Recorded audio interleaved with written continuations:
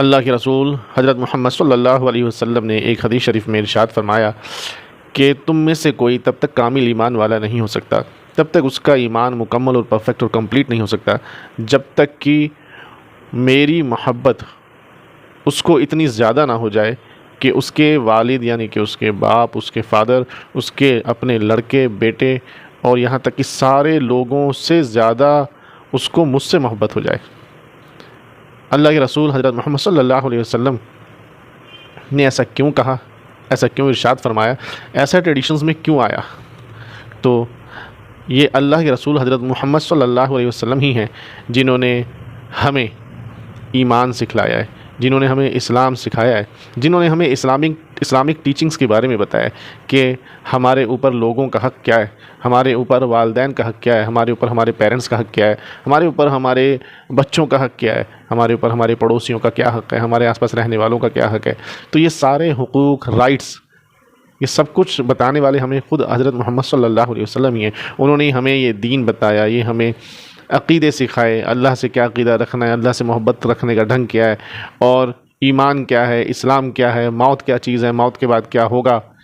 جنت کیا ہے، جہنم کیا ہے، کس طریقے سے جنت حاصل ہوگی، کس طریقے سے جہنم سے بچا جائے گا، آخر جنت حاصل کرنے کا مقصد کیا ہے،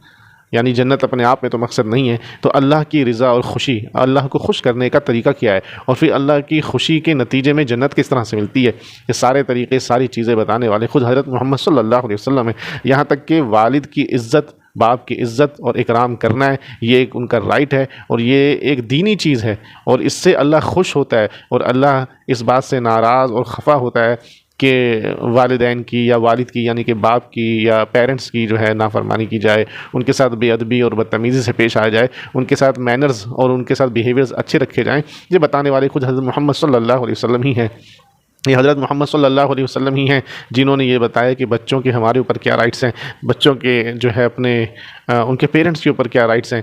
اور کیا حق ہیں، کیا چیزیں ہیں۔ بچوں کی تعلیم جو ہے کروانا ذمہ داری کس کی ہے؟ والدین کی ذمہ داری ہے۔ اسی ڈھنگ سے جو ہے ان کی ایجوکیشن، اسی طرح سے ان کا جو ہے اپ برنگنگ، ان کی پرورش، یہ ساری چیزیں، ساری ذمہ داریاں، اچھے مینرز کا سکھلانا، بچوں کے لیے انتظام کرنا، ان کے کپڑے، ان کے کھانے پینے، رہائش، ان کے جو بھی رائٹس ہیں، یہ بتانے والا کون ہے؟ یہ حضرت محمد صلی اللہ علیہ وسلم ہی ہیں جنہوں نے یہ ساری چیزیں بتائیں۔ ایک دوسرے انسان کے ساتھ انسان کیسے رہے، کیسے سہے، اس کے کیا حقوق ہیں، کیا رائٹس ہیں، دوسرے کو تکلیف پہنچانا، دوسرے کو نقصان پہنچانا، یہ سب گناہ کی چیز ہے، یہ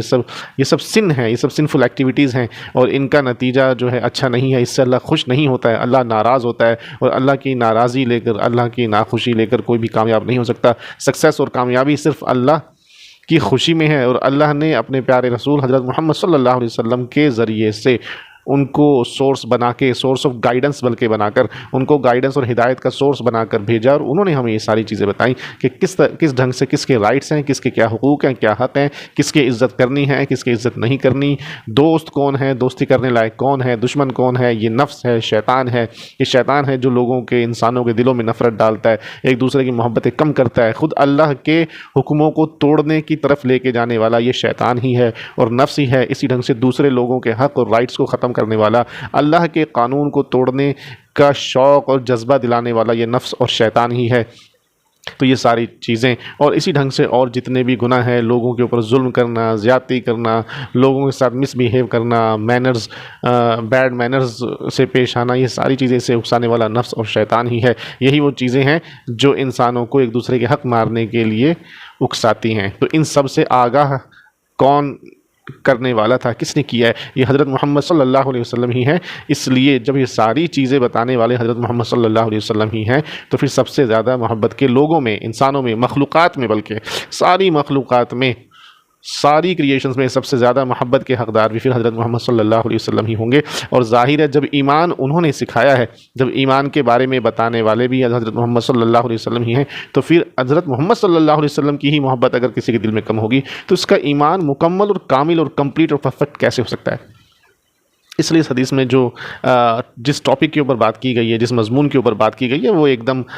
بدیہی ہے، اپیرنٹ ہے، ظاہر ہے، اس سے اپنے آپ یہ ساری باتیں سمجھ میں آتی ہیں جو بالکل ریزنیبل، لاجیکل اور آبویس سی لگتی ہیں، اور ہے بھی ایسا ہی۔ اس لیے حضرت محمد صلی اللہ علیہ وسلم کی محبت اگر ان سب سے زیادہ نہیں ہوگی تو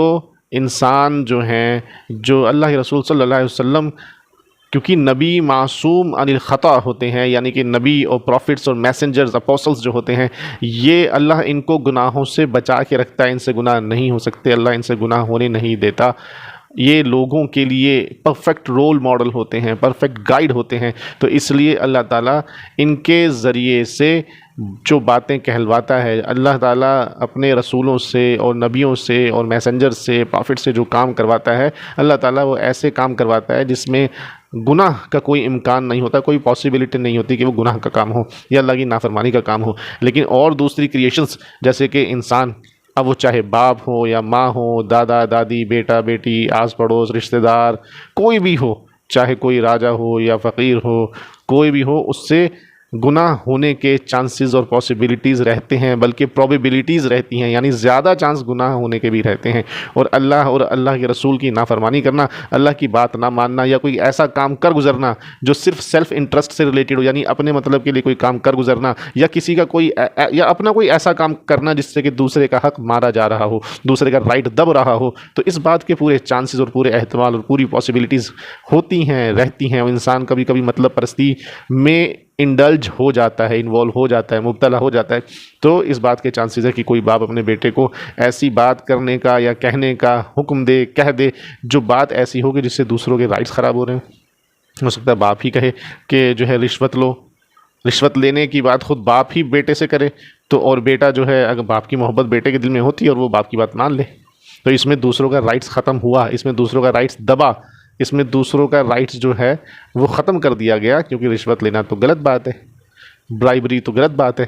یہ جیسے اس کو غلط کہنے والے بھی کون ہیں، اس کو غلط بتانے والے بھی کون ہیں؟ اللہ نے اپنے رسول، اپنے پروفٹس اور میسنجر کے ذریعے یہ والی بات کہلوائی ہے. تو اب اگر کسی کے دل میں محبت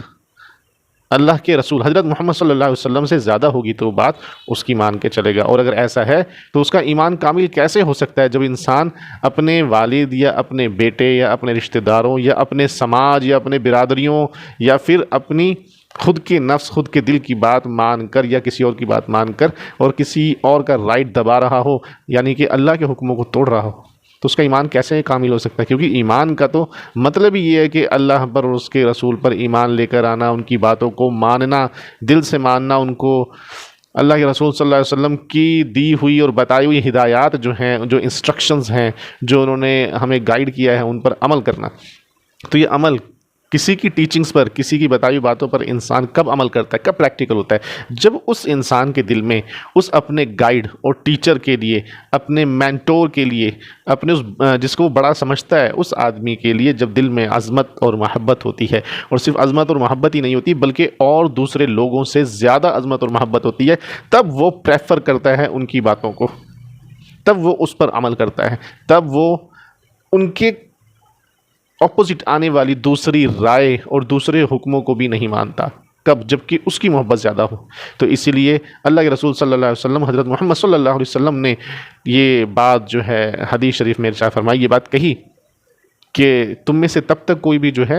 پرفیکٹ ایمان والا نہیں ہو سکتا جب تک کہ میری محبت سب سے زیادہ نہ ہو جائے، یہاں تک کہ اس کے اپنے باپ، اس کے اپنے بیٹے اور سارے لوگوں سے، بلکہ دوسری روایات میں آتا ہے اس کے مال سے بھی زیادہ، اس کے گھر والوں سے بھی زیادہ، سب سے زیادہ محبت اللہ کے رسول حضرت محمد صلی اللہ علیہ وسلم کی ہوگی تب. اور یہاں تک کہ ایک روایت سے پتہ چلتا ہے حضرت عمر رضی اللہ عنہ نے ایک مرتبہ فرمایا کہ اللہ کے رسول کہ مجھے آپ سے سب سے زیادہ محبت ہے صرف اپنی جان کے علاوہ، یعنی اپنی جان سے زیادہ محبت ہے اپنی جان کو چھوڑ کر، اس کے علاوہ مجھے ساری چیزوں سے زیادہ آپ پسند ہے، آپ کی محبت میرے دل میں ہے. تو اللہ کے رسول صلی اللہ علیہ وسلم نے فرمایا کہ ابھی محبت کامل نہیں ہوئی، ابھی مکمل نہیں ہوئی، ابھی کمپلیٹ نہیں ہوئی، ابھی پرفیکٹ نہیں ہوئی. تو حضرت عمر رضی اللہ عنہ نے فرمایا کہ اب اے اللہ کے رسول صلی اللہ علیہ وسلم مجھے آپ کی محبت اپنی جان سے بھی زیادہ ہو گئی ہے. تو اللہ کے رسول صلی اللہ علیہ وسلم نے جواب میں فرمایا کہ اب اے عمر، اب یعنی کہ اب تمہاری محبت کامل ہو گئی اور مکمل اور پرفیکٹ ہو چکی ہے. تو یہ ایک ایسی بات ہے کہ اللہ کے رسول کی محبت، حضرت محمد صلی اللہ علیہ وسلم کی محبت جب اپنی جان سے بھی زیادہ ہو جائے، سب سے زیادہ ہو جائے، تو پھر ان کی باتوں پر عمل کرنا بھی آسان ہوتا ہے. اور اس کا مطلب یہ ہو گیا کہ اب ایمان بھی کامل، پرفیکٹ اور کمپلیٹ اور مکمل ہو گیا. اگر ابھی ایسا نہیں ہے تو اس کا مطلب ابھی ایمان میں کمزوری ہے، ابھی ایمان ویک ہے.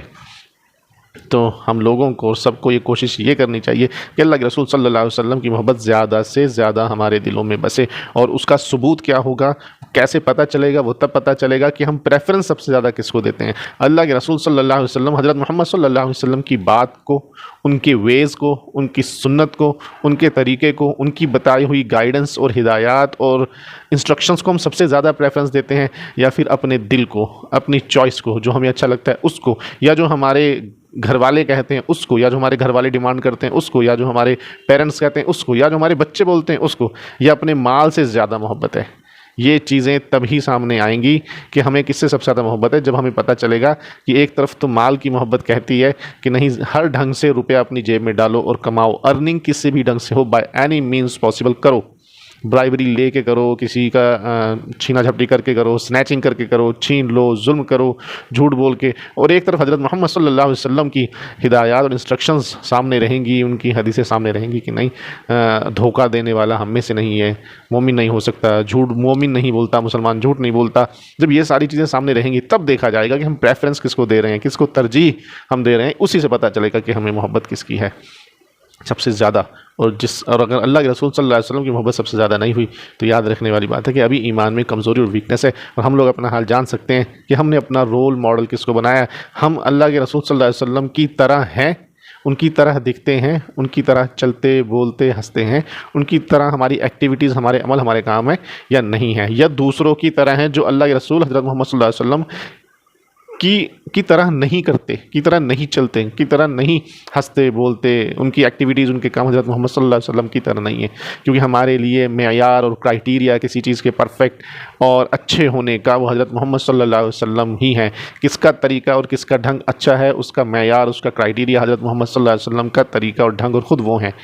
جن کا طریقہ، جن کا انداز، جن کے کام، جن کی ادائیں، جن کا سٹائل، جن کا ٹرینڈ حضرت محمد صلی اللہ علیہ وسلم کے طریقے، وے، سٹائل اور ٹرینڈ سے ملتا ہوگا، اس کو ہم کہیں گے کہ ہاں یہ ٹھیک ہے. اور کیونکہ ایکچوئل اور اصل رول ماڈل بننے لائق اور ایکچوئل رول ماڈل حضرت محمد صلی اللہ علیہ وسلم ہی ہیں. اللہ نے ان کو رول ماڈل بنا کے بھیجا ہے، یعنی کہ جن کے ٹرینڈ اور جن کے سٹائل اور جن کے ویز کو اپنایا جائے. اس لیے ہمیں حضرت محمد صلی اللہ علیہ وسلم کے بتائے ہوئے جو ڈھنگ اور طریقے اور سنتیں اس پر عمل کرنا چاہیے.